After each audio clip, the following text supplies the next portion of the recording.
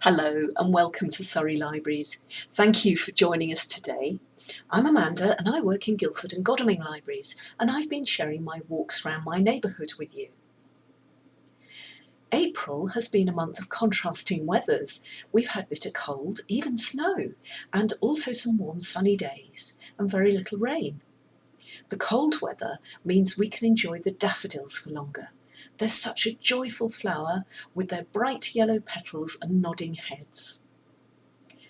On a cold sunny day, we ventured out on a walk from Shalford Mill to Chinthurst Hill, which was an absolute joy. This walk, and many other walks of about 4 to 6 miles, can be found in a great booklet called The Walks Near Guildford, which is available from Surrey Libraries. And after walking across fields behind the mill, we joined a lane and crossed the pretty Tillingbourne. We continued to follow the lane over a level crossing and then walked over some sports fields and a brook. Then we joined and crossed the A248, we crossed some more fields and then started the ascent through the woods to Chinthurst Hill and Tower. The views were well worth the effort of the climb.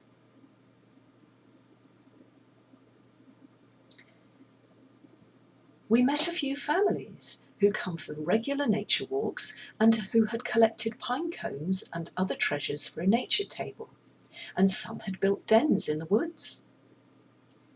After admiring the view, we started the descent, heading back to Shalford. We followed the old railway line, known as the Downs Link, alongside the River Wey.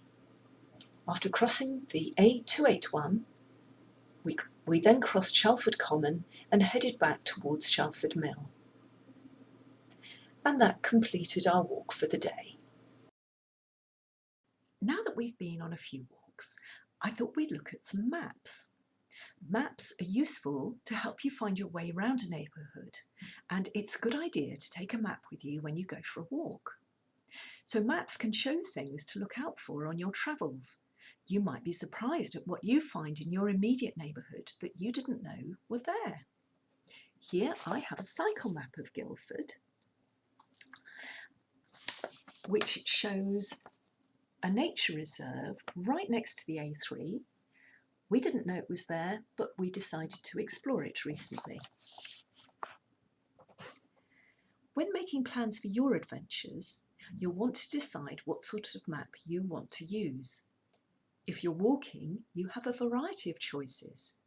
Here I have some lovely books on walking in Surrey. And they help give me ideas of where to go. Very helpfully, they have maps and also explanations of what you might see on the way, so you can be sure that you're on the right route. Other helpful walking maps are the Ordnance Survey, Land Ranger and Explorer maps. The Explorer maps have contours so you can see the terrain and how steep the hills are when you're taking your walk. Today, many of us use our phones or sat-navs, which use GPS to help us find our way. In the past, maps have meant different things. Sometimes they're representational, like the 13th century Mappa Mundi, which is in Hereford Cathedral. This shows Jerusalem at the centre of the world, which of course it isn't, but the map's representational. Maps have been works of art to be treasured, and there are many beautiful examples held in museums and stately homes all over the world.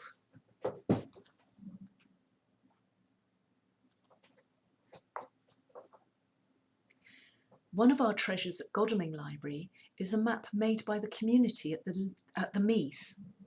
The Meath supports and enables adults with complex epilepsy to live as independently as possible and to fulfil their potential. And they've made this gorgeous map of Godalming, which is on display here in the library for all to see. Do drop in and see our map. We're very proud of it.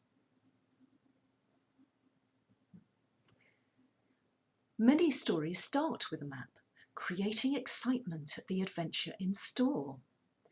We all love poring over hand-drawn maps, especially if we think there might be treasure at the end of it. One example is Treasure Island by Robert Louis Stevenson.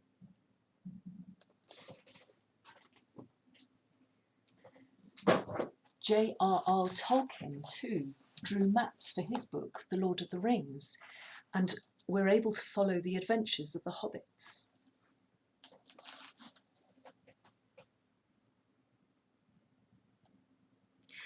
I'm sure you have many other books that you've enjoyed that have started with a map.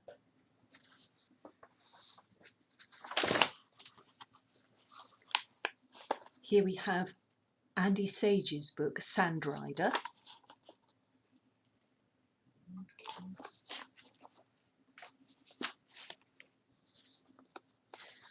Warrior Cats by Erin Hunter.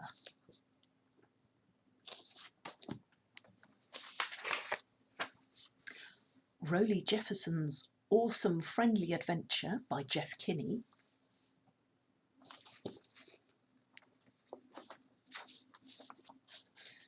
The Dark Wild by Piers Torday.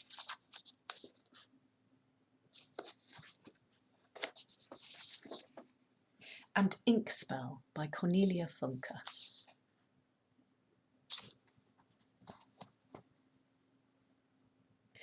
And it's not just the landscape that can be mapped. Stephen Beastie's incredible cross-sections books are very popular. They show cross-sections of things like ships and machinery and large buildings. The detail is fascinating. You could spend hours poring over the workings of a coal mine or an oil rig.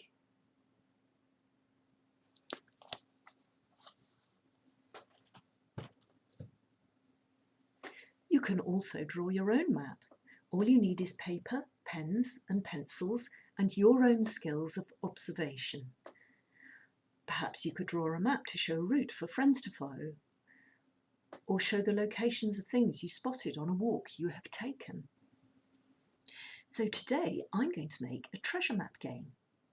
So to make your treasure map, you will need a piece of paper, some newspaper, some strong tea or coffee, a hairdryer, some markers and a pencil, a tray or a strong piece of card, some sticky tape, a pin, a measuring tape and a small prize. So first take your piece of paper and tear around all the edges. So just take a little bit off.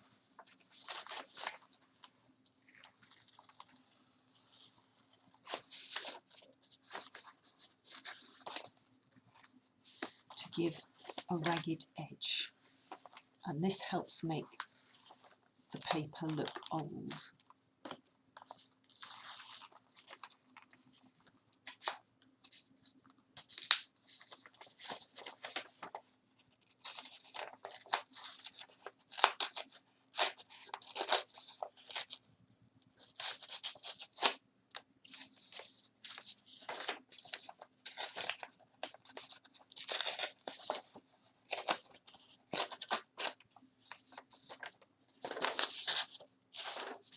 Then scrumple your paper up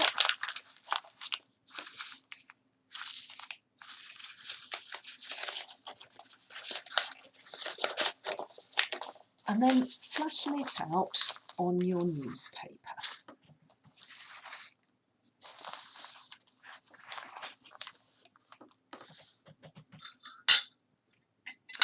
Now you want to put a few spoonfuls of your coffee onto the paper.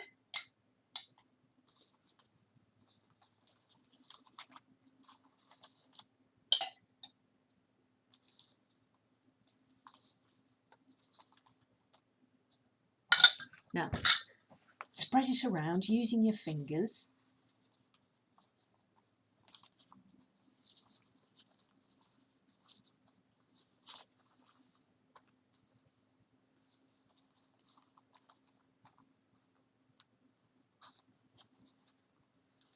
Make sure that you cover all the paper.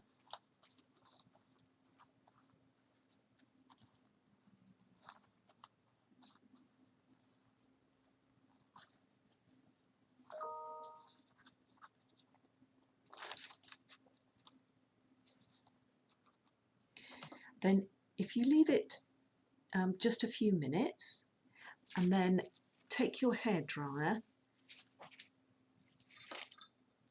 and dry it off. You might want an adult to help you with this stage.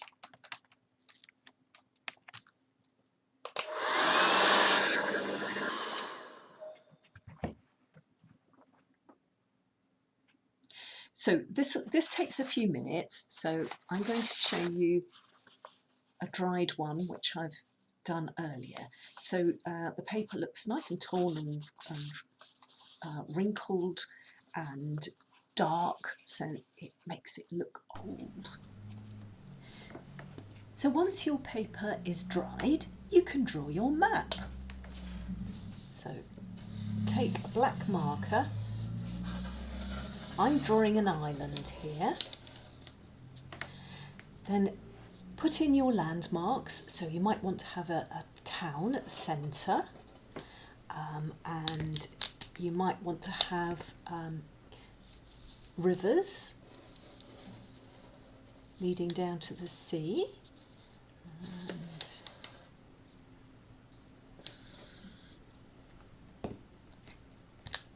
perhaps some mountains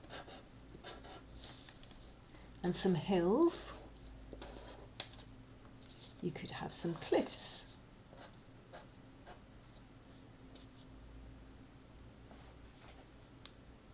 Put in lots of areas that look like they might have buried treasure hidden in them. So you might want to put a cave there. With all the symbols that you use, you want to provide a key so that people know what they mean. So that symbol is mountains, and the rounded bumps are hills.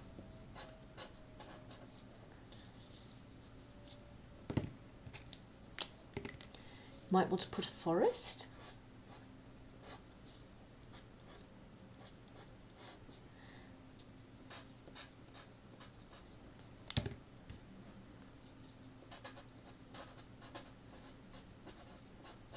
And I'm sure you can think of lots of other interesting things you could put on your map to keep the interest going.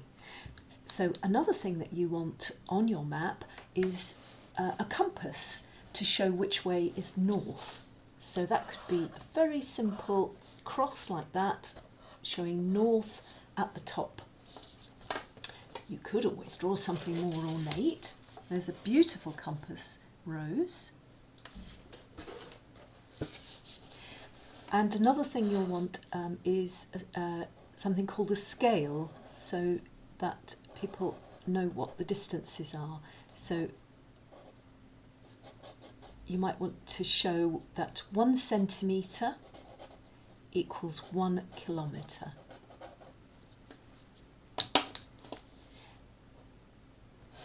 Give your map lots of interesting names. Could there treasure be hidden in the Misty Mountains? Could it be hidden in the 100-acre wood? I'm sure that you can use your imagination to come up with some really lovely ideas. You can also really go to town and decorate your map with lots of pictures. So here's a galleon, here are some fish. So when your map's ready, turn it over and mark a cross where your treasure is going to be. So that can just be a random place. So I've put my cross there. I'll do that a bit darker so you can see. There we are. So turn your map back and tape it to your tray.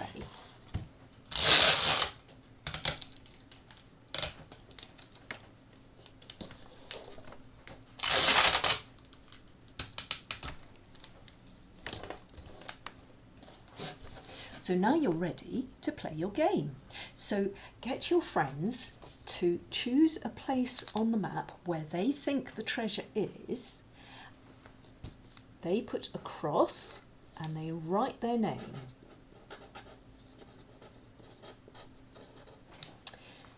And then when everybody's had a go, you can take your map off the tray,